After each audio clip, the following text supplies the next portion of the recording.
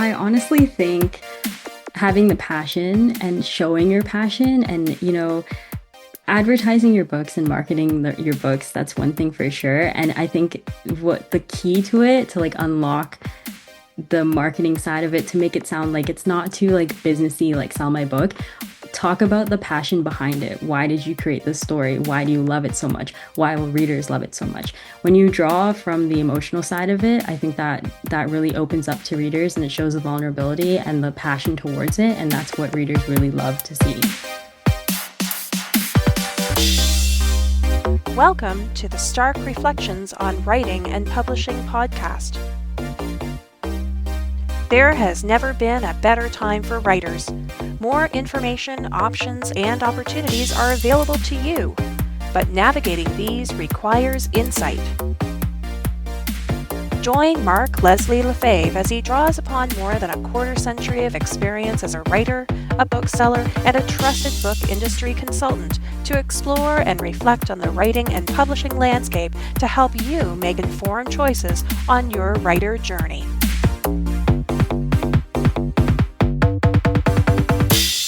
Hello, Reflectives, and welcome to episode 424 of the Stark Reflections podcast.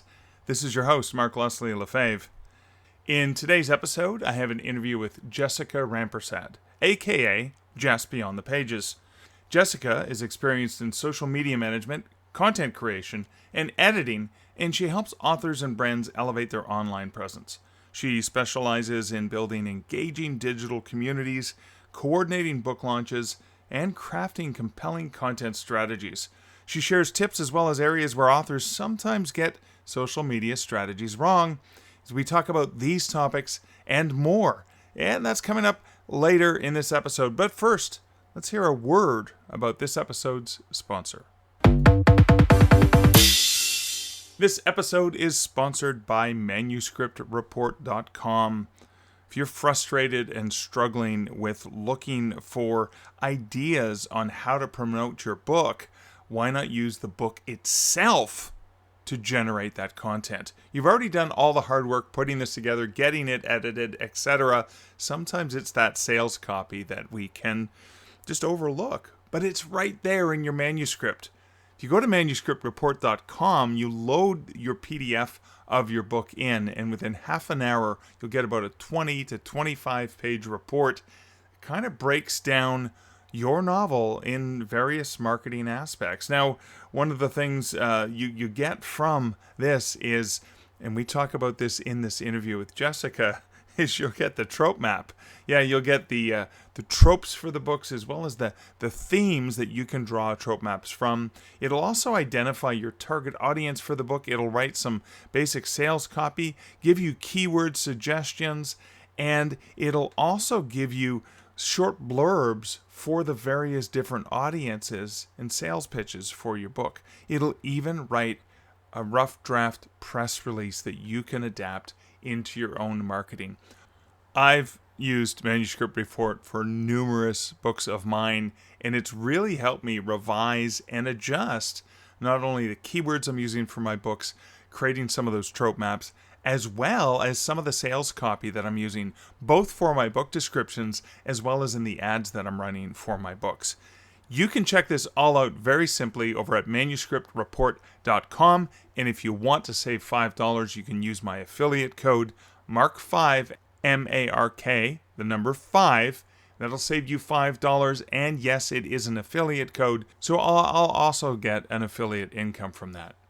Again, ManuscriptReport.com, use code MARK5, M-A-R-K 5, save yourself $5, but more importantly, save yourself hours of frustrating time trying to figure out some of your marketing copy.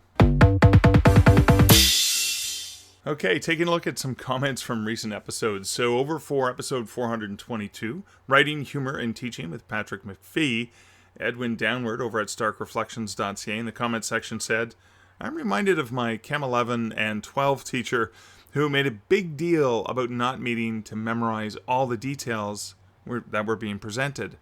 That's what reference books were for, and his ultimate job was to teach us how to find the information we needed when we needed it.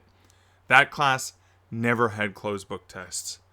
And I'm so glad you shared that, Edwin, because I think the value we can get from teachers, and that interview with Patrick is a great example of a fantastic teacher, but that value of, I guess, helping us learn how to research, how to learn how to think critically, was more important than just memorizing, times tables or whatever it was.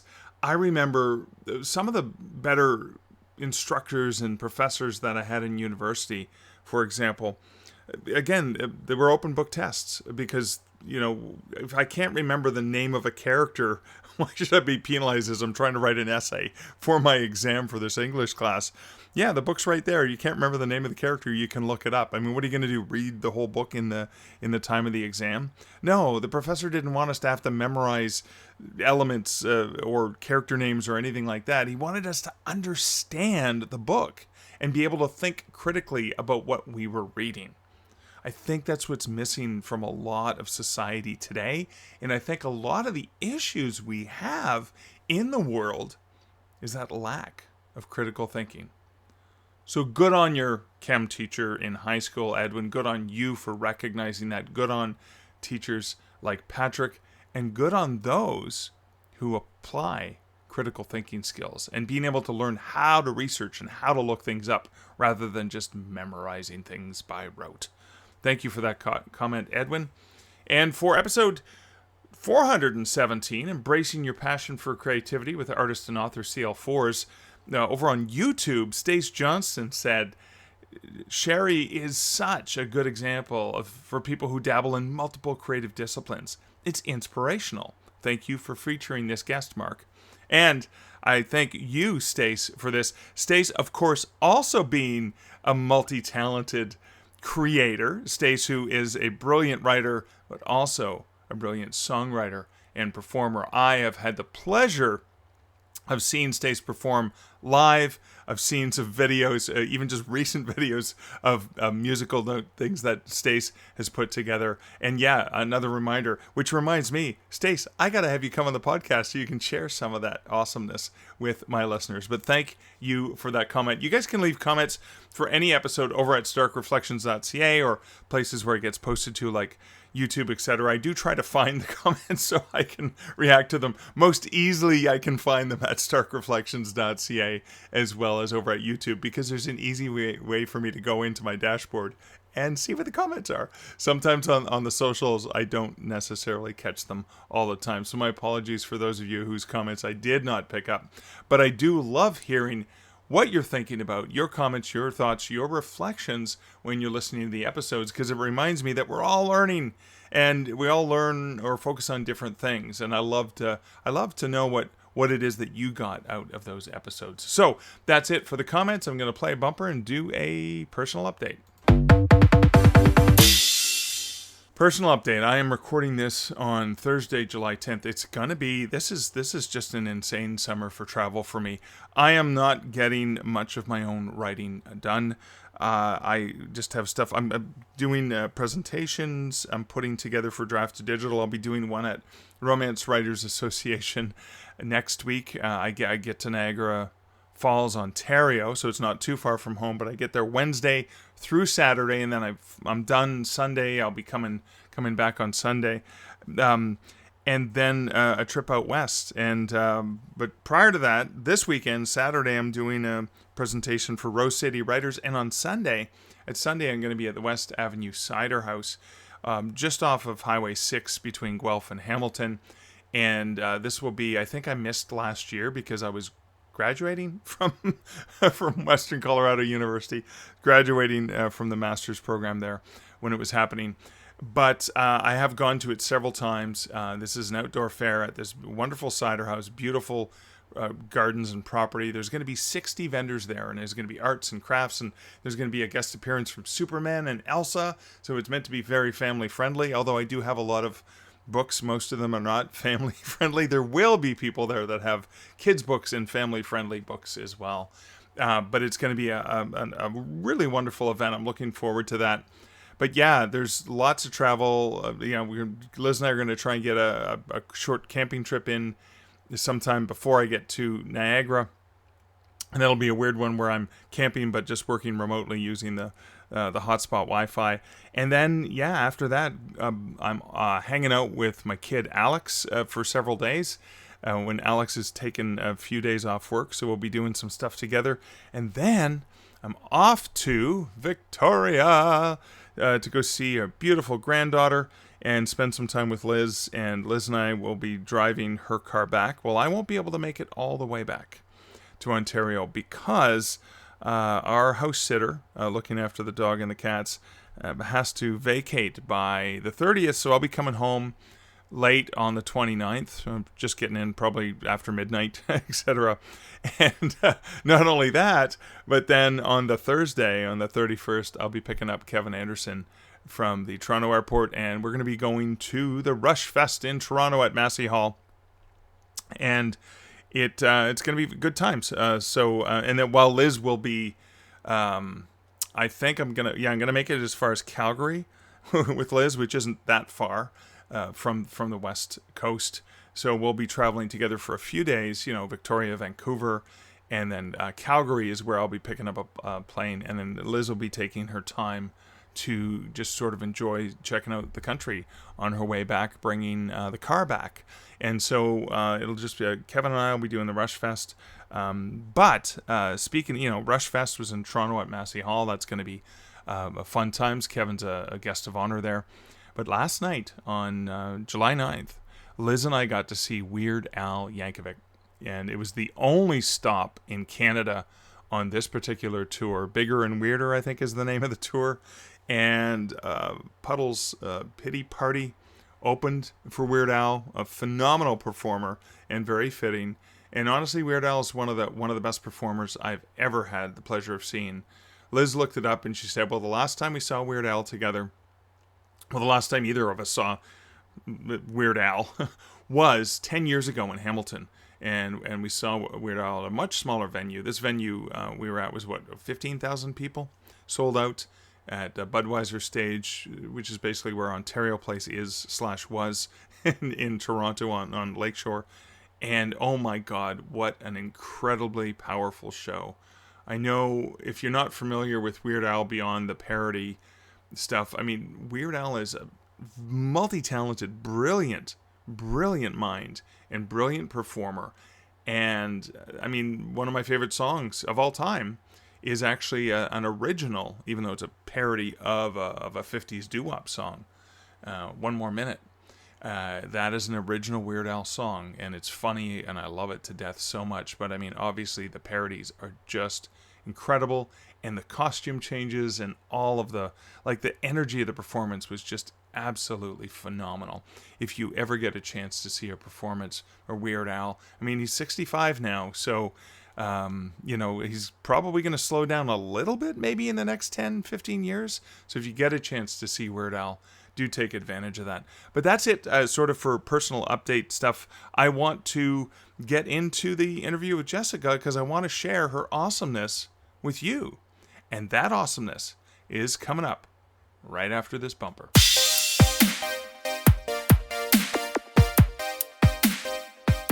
Jessica, welcome to the Stark Reflections podcast. Thank you so much for having me. Oh, it's great to have you on, and great to see you again. I mean, I got to hang out with you in Toronto. Was that early April? When was that? Yeah, that was like April 26th, 25th, around then. Oh, wow. So, It's been a bit, but it's great to see you. yeah, great to see you too. Of course, I see you on the socials doing the book loving thing. I did introduce before the interview started. I did share a little bit about you, but let's dig into who is Jessica really. And what I really want to dig into is how did you fall into being such a passionate book lover? For sure. So I've been an avid reader my entire life. Some of the earliest stories I've had, obviously like staying up late at night, falling asleep with the book in my hand, or my cousins would have a birthday party, and while they're playing Super Mario and Kingdom Hearts, I'm in the corner reading a series of unfortunate events. So I've been a reader my entire life, and I've fallen in and out of love with reading quite a few times, but I've always found myself going back to reading. And when I say I've fallen in and out of love, it's mostly because of school. I used to read for fun, but I'd feel guilty because I had to read for school. Yes. So I would read for fun, but take a break during school. And I always found myself in my final year going back to books. Right. So I remember in high school, in my final year, I read Twilight, Okay. and I was walking around my school. I had the book with me, and they're pretty thick books, and I had a bookmark with a ribbon in it. And I was walking around, and I went to a Catholic school, and my guidance counselor, this is such a funny story. He looked at me and he was like, "Jess, are you holding a Bible?" And I was like, "No, it's Breaking Dawn." So that was my first time reading, and then, or second time, and then uh, after undergrad, I picked up the After series by Anna Todd, and I fell in love with romance. And I also got to meet Anna Todd. I flew out to Texas for a book event, and I've gone Wow. very far for book events. I Wow. love attending events. And so I got to like meet her and thank her for writing the story. And but then I took a break again. Um, because of school. And then I had a gap year in between my undergrad and my master's. And I discovered Lauren Asher, and she wrote the Dirty Air series. And I graduated from the University of Toronto and I double majored in criminology and sociology, and I got a certificate in global perspectives. So during my gap year between my undergrad and my master's, I thought about what I wanted to do, and I didn't want to be a lawyer. I didn't really want to pursue that. And this is when I found Lauren Asher. And when I read her books, the first story I picked up, the main character, she graduated with a bachelor's in communication. And so I did a little research based on this fictional character, and I realized that this is what I want to pursue. And Lauren Asher, she kind of inspired me to create my book talk and my bookstagram account, which are the niches in TikTok and Instagram. Wow. And that's when I learned about ARC reading, alpha reading, beta reading, and author PA services.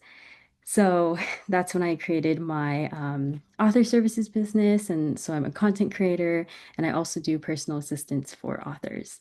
Wow. Wow. So I remember university was challenging for me because I was an active reader my whole life. And at university, I studied English language and literature. And it was so frustrating because I had to read like 4 books a week for the classes, and I couldn't read the books I wanted to for fun. So the summers were always, or even March break when I was supposed to be studying, I was like, oh, I'm reading a book for fun because you can't not read them. Exactly. But you were doing law and communication and sociology, like wow, and then your master's as well. I mean, Yes. that's a heck of a lot of reading. That's not fun. For sure. Yeah. And I did during my master's, I did my master's in professional communication, and I recently graduated with that. And during that, I even had the opportunity to work at an indie publishing company. So while I was getting my credentials, I was also able to balance it towards the end of my academic Oh, journey. I was able to balance having to read for fun and have that freedom as well. so what did you do when you were working for this publishing company? So I was their primary manager for their TikTok, Instagram, and their Of course. Facebook. Yes. You were sharing the love of books. Okay. Yes, I was creating content for them and based on their books and the authors that they published with. And then I helped with reviewer outreach for ARC opportunities and for audiobook reviewing as well. All right. So now this is the nitty-gritty I want to get into that listeners are excited about. Okay, so what are some of the I guess the strategies that it's important for because you did this for a publisher and obviously you do this in general for authors as well as just for your love of reading. What are some of the misconceptions that authors have when it comes to social media and their beautiful book babies? For sure. I honestly think having the passion and showing your passion and, advertising your books and marketing your books, that's one thing for sure. And I think what the key to it to like unlock the marketing side of it to make it sound like it's not too like businessy, like sell my book. Talk about the passion behind it. Why did you create this story? Why do you love it so much? Why will readers love it so much? When you draw from the emotional side of it, I think that that really opens up to readers and it shows the vulnerability and the passion towards it. And that's what readers really love to see. Thank you. Thank you. So, anyone who's listening to your advice, like how would you work with an author? And we can use me as an example, For sure. horrible at the socials and all the things. Like when an author approaches you and says, Jess, and you go by Jess as well, right? Yes. Okay. Yes. So I didn't want to be presumptive No worries. presumptive there. So, Jess, how can you help me with either my socials or my YouTube or whatever it is? Because you do a variety of communication things, right? For sure. Yes. Yeah. I'm on TikTok, Instagram, YouTube, Threads, Blue Sky. Like I'm pretty much everywhere. Uh, so it depends on the audience that you're catering to because, for instance, TikTok, they're more towards like videos or slide content, which slides are like the statics that you swipe through. Yeah. And then for Instagram, Reels are popping up a lot now, and then also static content and carousels. So it really depends on what your audience is, what they're into. I prefer mixing it up because your audience is a range of different people. So some people might not like Reels, but they prefer carousels and, vice versa. So it's definitely a trial and error, like testing it out. And I keep thinking about your panel about branding, and I think branding is super important when it comes to building your brand, building your author profile. So really building those strong colors, strong fonts, because when people are scrolling and they stop to see a graphic, sometimes they might see the colors and fonts and immediately think like, oh, like it's poppy, it's like pastel, this is Lauren Asher. Or like if it's darker colors and like the Cinzel font, you think, oh, it's Jesse Elliott. So really connecting with those visuals. Are there other mistakes that authors often make when it comes to either branding or their socials? That's a good question. I think not like I personally feel like I am drawn more towards authors who share more authentic and personable content. I do tend to steer more away from authors who are constantly promoting like of course promote your work for sure, but also throw in like a day in your life or like your writing goal and how your writing is going and what you're at in your work in progress. I definitely like seeing the behind the scenes as well as the final product. I'm such a fan of the behind the scenes and seeing the work along the way. So I definitely think I don't think I'm the only reader who likes seeing the progress. I know for character art as well. Like when authors commission character art, we love seeing the process of it and seeing like the examples of, what you gave the artist, or even for authors who are building their covers.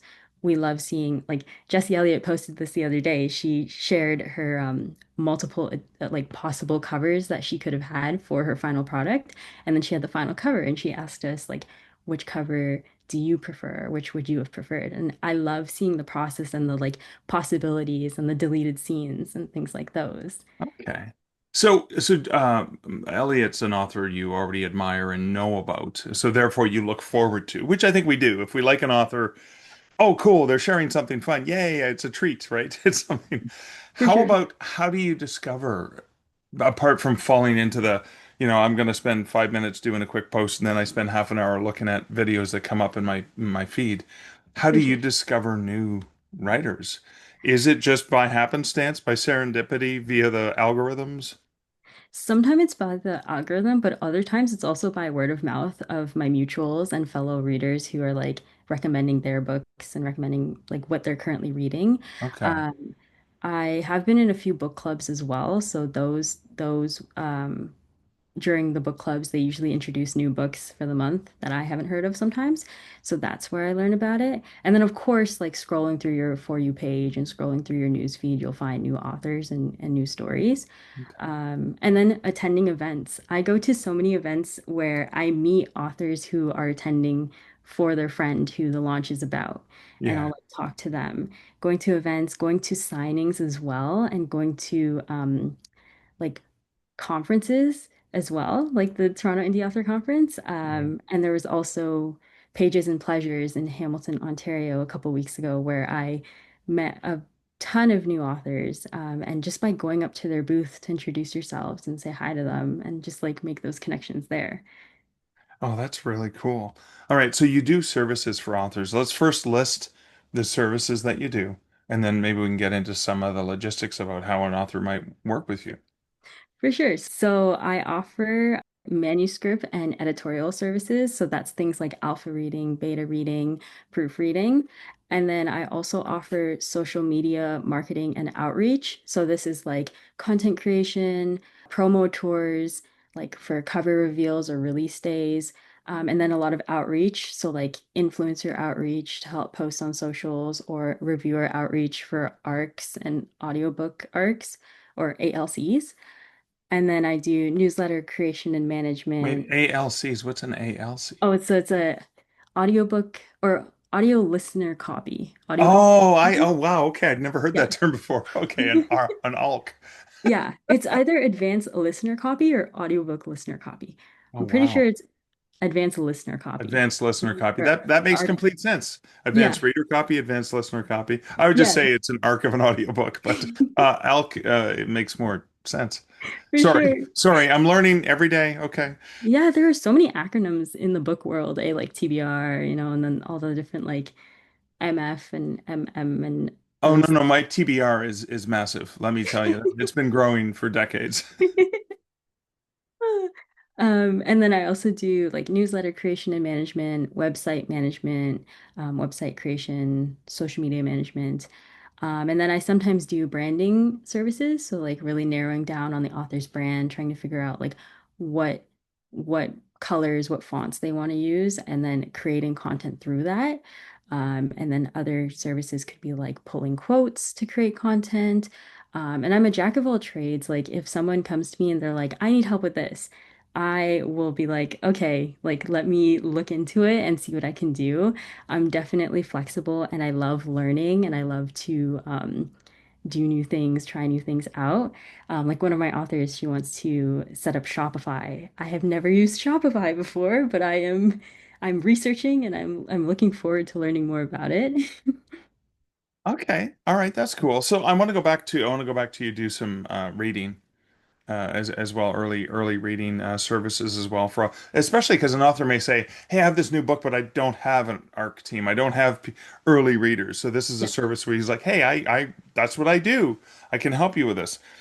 What genres is it that you're looking for? Because, an author may have something you're like, "Oh, whoa, wait, no, this instruction manual on, bolts from the 19th century is probably not going to be your cup of tea, I'm guessing.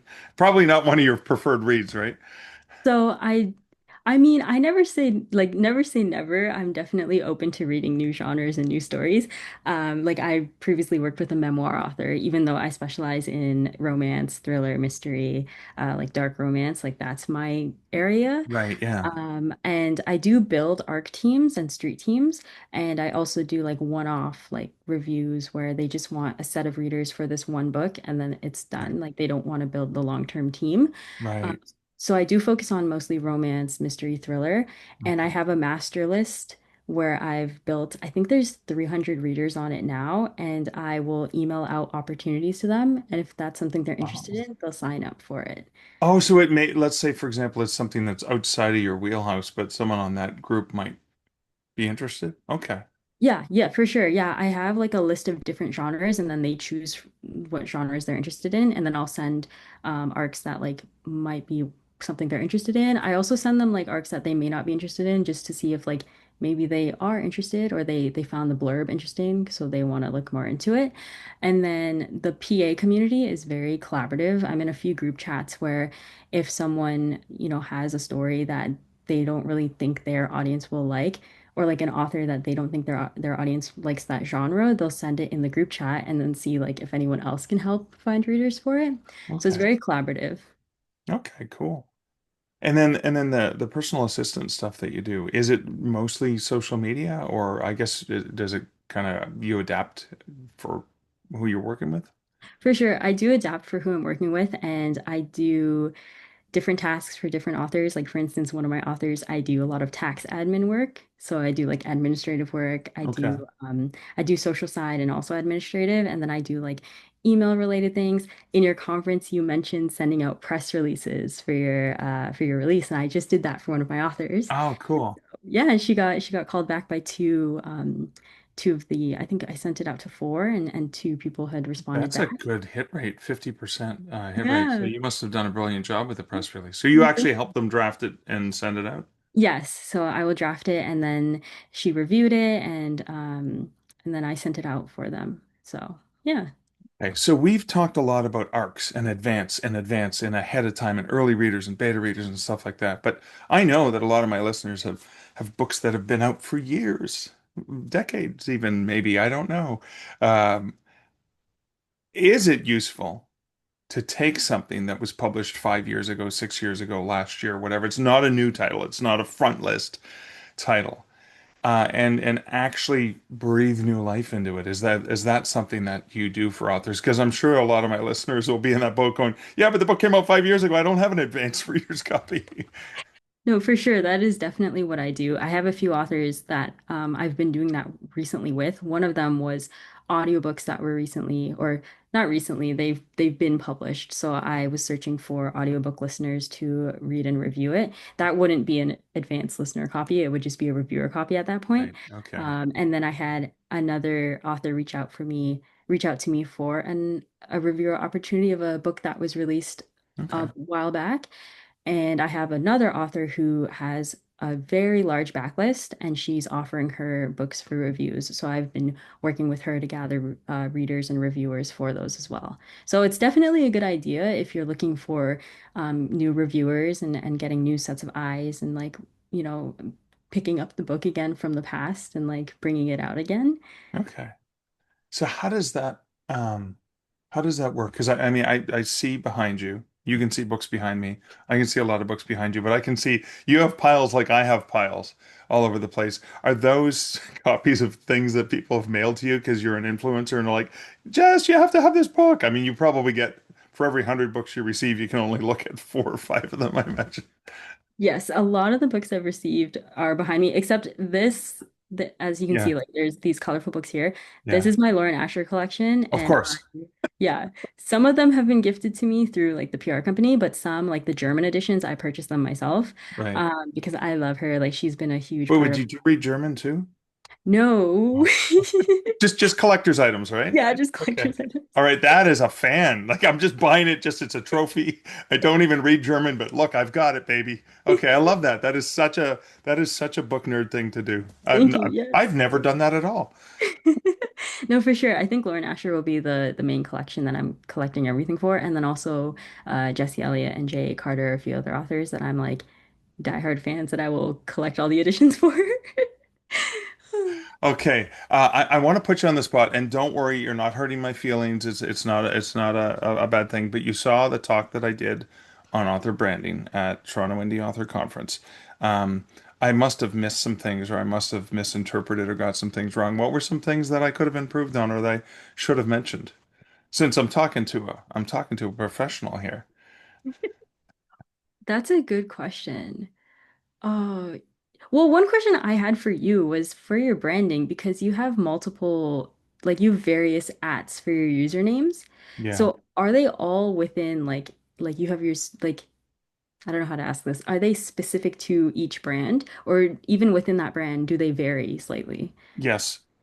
Yes to all of the above. That's the Okay. problem is Mark Leslie was taken on most of the platforms. So I just went with my full name, which no one's ever going to take, and no one in their right mind would ever have that handle. And Right. then I thought, oh, I should have a Mark Leslie author brand, like Instagram, but I never use it. So that's a challenge. So I am probably the perfect example of what not to do in terms of branding because my at Mark Leslie Lefebvre on Instagram, for example, which posts to Facebook automatically in threads and stuff like that, is where I do a real mishmash of me. Hmm. Whether it's Mark the author, Mark the business guy, Mark the guy who is traveling to beer places. So it's a complete blur, Yeah, which is authentic, but that it's is not on point. So for so sure. that probably confused the heck out of you because like, why is he talking about branding? His branding sucks. No, not at all. But I definitely thought like even for my personal branding, because way before books, like I was on social media since 2014. I've been on social media since 2014, and I did all kinds of niches like travel and adventure, cooking, daily vlogs. Right. So I put that all through my username Smiley Roo because I Okay. smile a lot. My friends call me Smiley, so that's Okay. what I went with. Um, but then when I branched off to just be on the pages for books, I wanted to have something that was specific to books but still had my name in it. So like instead Oh, of just be on the pages, I went with just be on the pages. just beyond the. Oh, that's cute. Okay, I For didn't sure. realize the origin of that name. That's cool. Okay. Thank you. And I think that with that, I do have a little leeway with my branding for my just beyond the pages because I do hint to a bit of lifestyle and travel and adventure with it. And I think just beyond the pages, it can be beyond the pages, beyond the It's books. not just the book, it's the book adjacent things like For living sure. and Yeah. travel. And yeah, no, that's true. I get that. Okay. All right. Yeah. So there is a bit of like a story behind it and a play on it. And I think it's clear, but also fun and like interchangeable. And then, of course, I still have Smiley Roo and I might create a foodstagram. We'll see. And I've already had the Instagram username Smiley Diner Delights as just something. But Yeah. yeah, I think having the clear branding and the clear name and being consistent too. Like I know you had mentioned the username was taken. Yeah. So I don't know if there was another way to like still have that username, not that specific username, Right. but similar to it, and then keep it the same all the way through. Because Right. I know when readers try to, even myself, when I'm trying to find somebody and I try to look them up and I use the same username as on TikTok as Instagram, but I can't find them. You I can't, just yeah, because this one has an underscore and this one doesn't, yeah, and that's the challenge, right? Like, my MySpace page used this, and then, Twitter was the next big one, but way yeah, back in the day, right? And that was easy because I got in early because I was using it on phones when it was just keypad messaging back in the early days before there was even apps didn't exist, right? So it's an interesting thing because you're like all of the new things that come up and you're like, oh, maybe what username should I use this time? So I have a proposal to make for you. So I would love to do a paid consult with you to walk through what I could do with like looking at the various brands that I have because I am the author brand guy. Typically that's Mark Leslie Lefebvre, author brand guy, and Mark Leslie is the horror guy and the skeleton guy and the guy who writes true ghost stories and urban fantasy and all that stuff. right. I'd love to do a paid gig with you where you consult with me. I pay you for that time, but we record it so my patrons have an opportunity to learn from my mistakes and your expertise. You willing to do that? I would love to All do that. right, we'll talk about that offline. But there's a little teaser for and a thank you to my awesome patrons who will get access to this amazing content so they can learn as Jess helps me sort this out finally. So thank you. That would be awesome. Okay, I got all sidetracked and excited there because I was like, okay, I know I need to do some things. I need a coach to help me with that. I guess the other thing I was curious about is so an author who's listening to this says, "Oh, I'm just going to find her Instagram account, figure out how I can send her my books, and then she's going to review my books, and I'm going to be world famous." Like that's how it happens, right? I mean, I hate to break it to you, but I would love to do that. I mean, I feel like reviewers help a lot. I don't know, this is going to be a ramble. I do feel like readers help a lot, and I think it depends on how much they truly are passionate about your work. Like I, for sure, if I'm given the opportunity, I take it. Like I met an author at the conference. A.L. Whittle, I think that's how you pronounce his name. You also met him too. I took a picture of you too. Yes, you Um, did. Yeah, and I stupidly did not purchase a copy of his book to get a signed one. oh, that's okay. Shame on me. You'll get another opportunity, I'm No, sure. because he was amazing. He Yeah. was. But yeah, he was so kind to send me a copy of his book or to give me a copy and I read it during a road trip to Montreal and I read it in like the one sitting from here to Oh Montreal. my God, that is the best. And I think he's coming on the podcast, and I have not yet read his book too. So that's a sign that I really need to elevate that to the top of my TBR. Yeah, definitely. I thoroughly enjoyed it and I posted on my stories and I tagged the heck out of him. I'm the type that will tag anybody who's a part of the project. So like the cover Yeah. designer, the publisher, the author, Right. like I tag the heck out of people. I spam a Right. lot. So I personally am the type that's super passionate about it. like marketing and putting the author's book out there. And if I love it, I will talk about it. Right. So I definitely think it's important that you find your person and you find the right people. And I think you can get a good sense and a good vibe when you're having that initial conversation with the reader Yeah. before you Yeah. send them their book or your book. And I think it's really important to note that you don't necessarily need to send them a physical copy. If you don't have access to that, if you don't have the funds for it, that's totally fine. If you have the opportunity to send an ebook, send an ebook. Okay. Like there, yeah. But I imagine you probably get thousands of ebooks. Well, actually, no, I'm very like I don't know what the word is, not cautious, like, or conscious of what I apply for and what I say Okay. yes to, because time, we don't have much of it these days. Right. And it's been a very busy year, personal life and work life as well. Right. So I'm very grateful to be reached out to, and if it's something I'm interested in, I definitely will reach out and or sign up for it. But Okay. if it's not for me, I might say like maybe not right now, but feel free to reach out again in the future. Or if something opens up, I'll reach out to you. Cool. Okay. So when an author's in looking at hiring you for some of your services, what's roughly the price range that like I know it depends on projects, but what are the rough estimates of what someone can reasonably expect to pay? For sure. So it is done on a case by case basis. And like you mentioned, it definitely depends on the type of project it is. Because if it's something like building an ARC team from scratch, that will take a lot of time, Yeah. because I usually do my ARC teams through Discord. So I build like a Discord server and then I have to do the outreach to bring people in. Also, there's the logistics of like creating the Google form and going through the form and vetting people before you accept them, approve them. Um, so I usually charge because I work mostly with American authors. So I would charge the average is 25 an hour, 25 USD an hour.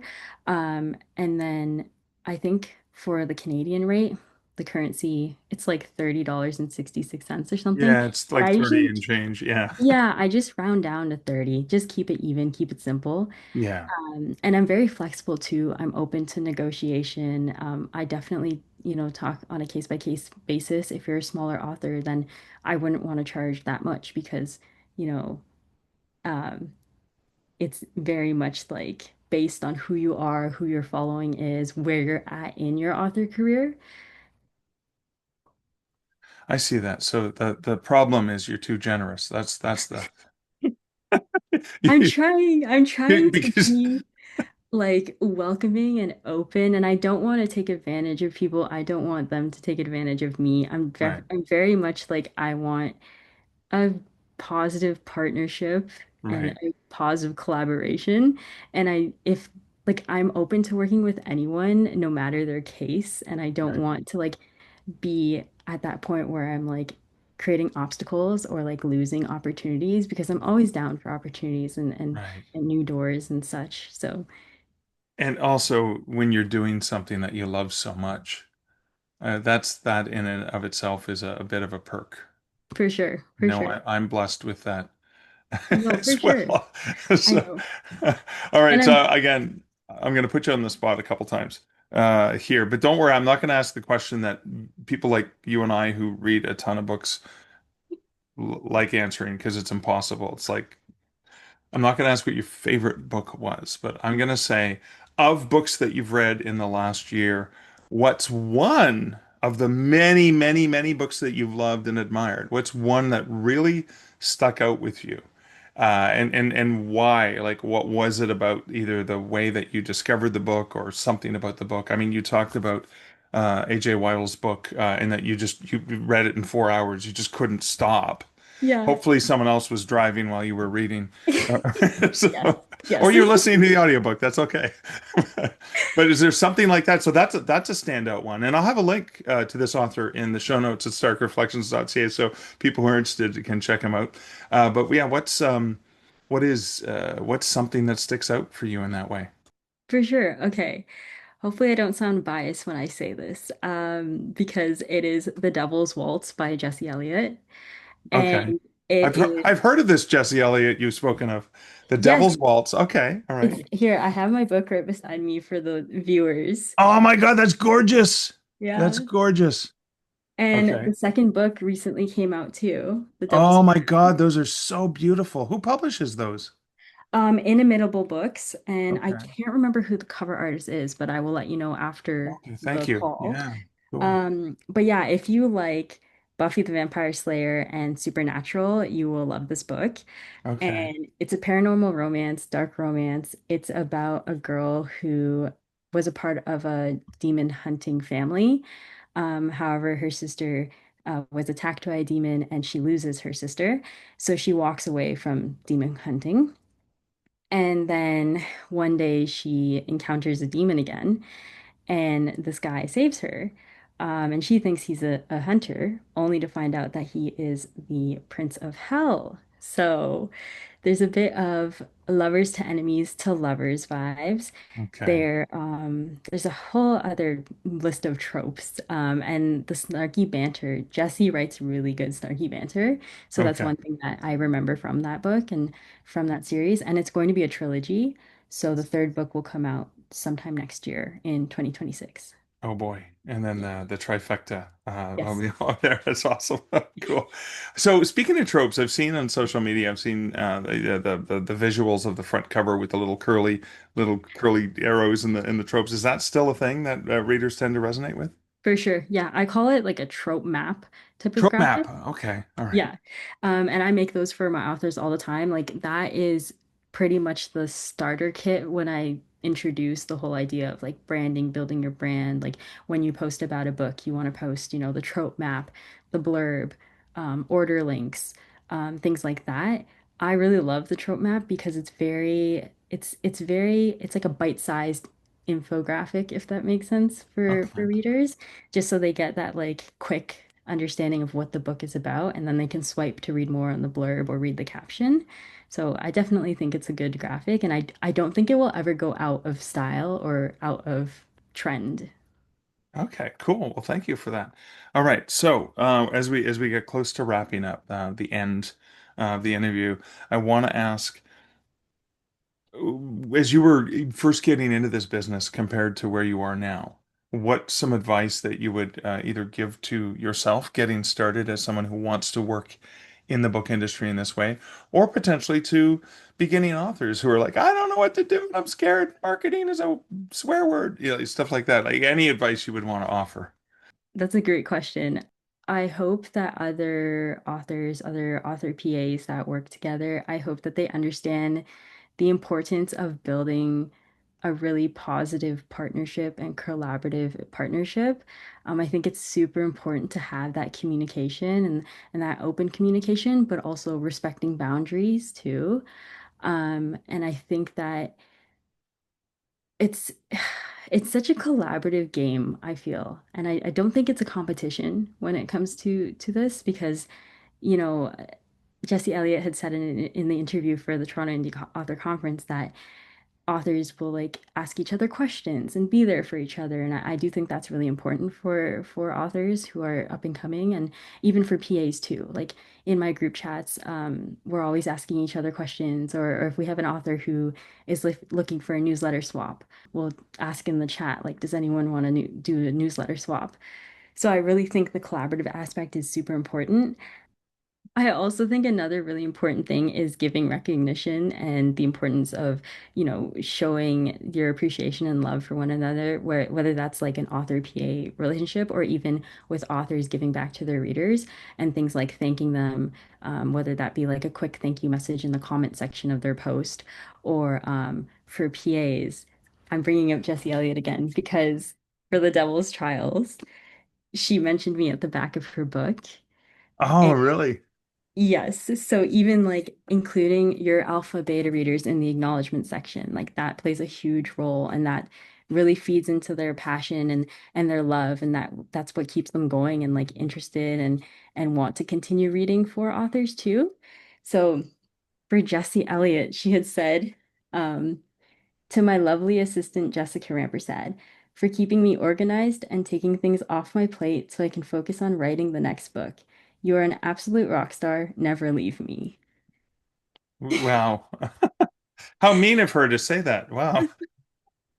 But honestly, that when I had read that, Yeah. I was like, this is why I do what I do, and this is what I love, and I'm so fortunate and grateful, and I'm just so overjoyed to be able to do what I love and to do this. So that was just another Awesome. tidbit. But that love and that passion that you have shines through in everything that I've seen you share. Thank So you. for people who are interested in checking out that love and that passion and that I guess camaraderie and all of the collaboration, all the wonderful things you do, where can people find you online? So I am at Just Beyond the Pages on Instagram, TikTok, Blue Sky, Threads, pretty much everywhere. YouTube is Smiley Roo, so youtube.com/Smiley Roo. And then for my author and PA services, you can find my website at www.justbeyondthepages.com. Awesome. Jess, thanks so much for hanging out with me today. Thank you. Oh, this was so much fun, and I'm so grateful for the opportunity, and I'm excited to do more with you. All right. So the reflections from this conversation I had with Jessica was I really want to go back to Jessica talking about having passion and showing your passion as important elements for social media, for your author newsletter, for that kind of thing. And I want to spotlight a couple of those things that she said because often as writers we get so frustrated, we get so worried. What am I going to say? What am I going to tell people in my newsletter? What am I going to share? And again, that's the key: sharing things, not trying to sell. So let's go back to a couple of those elements. Jess mentioned drawing from the emotional side of something, basically your motivation, the things like, hey, I had to cut this scene. Not just this is a cut scene. Like, it was tough for me to cut the scene because I love so much about what this says about this character. But, my editor and I had a discussion and we cut it for this reason, whatever. Sharing those kinds of things not only gives readers insights into, the work itself, but that vulnerability, she says, is something that readers can find appealing. And I know in my own experience of things that I share on social media as well as things I share on this podcast. I mean, you go back and listen to last week's episode. You heard me very honestly upset about stuff that's going on in the world and talking about why I did the content that I did for that episode. That vulnerability is important to me. That openness, that honesty about where I am and the way that I even struggle. Even though I'm trying to help other writers, it doesn't mean that I'm perfect. I'm far from it. I still struggle. I still have issues. I still don't know what I'm doing half the time. And so I think it's important for me to share that, not only just for the sake of authenticity and being real, as opposed to trying to pretend to be perfect, but also because it's a reminder to other people who are being self-critical or too hard on themselves, and they recognize, oh my God, me too. I feel that way too, or I struggle, or I made that mistake as well. So I think it connects me with you guys in a profound way, and it's no different than the way that you could connect with your readers and in your newsletter, etc. I tried to take that as an example for my newsletter, my author newsletter that I just sent out the other day. I just spent some time. Yes, I've got promotions going on for Canadian Werewolf. All my books are discounted at Smashwords in the July sale, like 75% off and 50% off, meaning the Canadian Werewolf, which has been discounted to 99 cents for the entire month of July.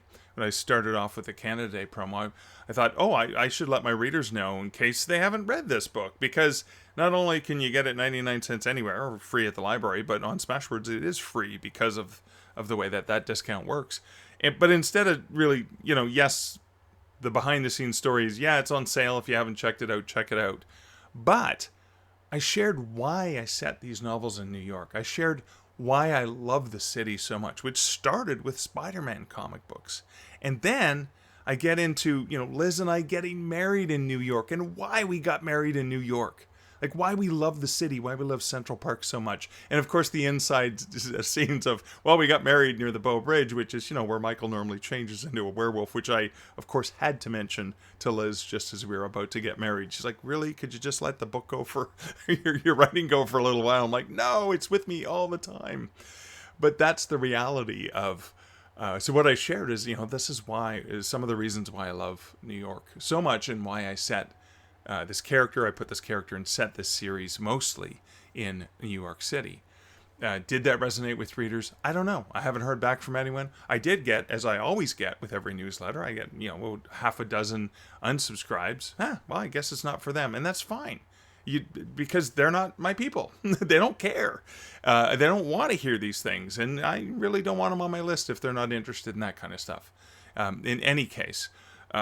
The other thing, going back to what Jess was saying, is that showing readers behind the scenes isn't just cool for that connection and that vulnerability, or the day in the life of the writer, whatever it is, but it also just brings them in a different way. And I'm not just talking about the connection, it brings them in so they can understand more about your process. I, for one, love that. I love listening to the director talk about decisions that they made in things they put together, listening to musicians talk about, here's why I laid this additional track down, this is what we did with it. For me, maybe it's because I am a creative person, but I love seeing those insights. And some readers really do love getting that insight because they feel a little bit more connected to the reader in that way. So again, when you're thinking about your social media, stop thinking about selling. Start thinking more about passion and sharing that passion and the things you're excited about with your readers, because chances are the people who are also really passionate about that, when they find you, they're going to really gravitate to you. And I know I just recently had a conversation with Johnny B. Truitt about that element of the artist and author, and I think he'll be coming up in next week's episode, as I'm trying to get some episodes produced in advance so I can get them scheduled for when I'm traveling. But I think that'll be an important aspect of that conversation as well. Again, a continuation almost of what Jess and I talked about. The very last thing just about Jess is, so I am so disorganized and chaotic, but Jess and I will be getting together. She will be giving me an honest, a frank look at my social media of what I could be doing better, how I can be improving it, and I'll be recording that. And of course, that'll be something that we'll share with my awesome patrons who support this podcast over at patreon.com/starkreflections, as well as my coffee buddies over at buymeacoffee.com/Mark Leslie. Because again, I want to thank you guys for your support of the podcast and give you guys access to additional bonus content. That'll be coming up. I will let you guys know. And I'm looking forward to it because Jess is brilliant, and her passion, I was just looking at her Instagram earlier today because she comes up in my feed all the time, sharing some love and passion and books in different settings. I love just how excited she is about sharing the books that she loves so much. And again, that allows me to feel connected to her as a fellow book nerd in general. Even if I haven't read the book she's talking about, I still feel connected to her because I can understand loving a book or an author so much. But anyways, that'll be coming up in the future for my patrons. But other than that, that's the end of my rambling. That's the end of my reflection. That is the end of this episode. As always, I will be here again next week and next episode. And so, until next week, and until next episode, this is Mark Leslie Lefebvre wishing you, dear listener, great writing and good Stark reflections. Thank you for listening to the Stark Reflections podcast. You can find show notes for each episode at starkreflections.ca.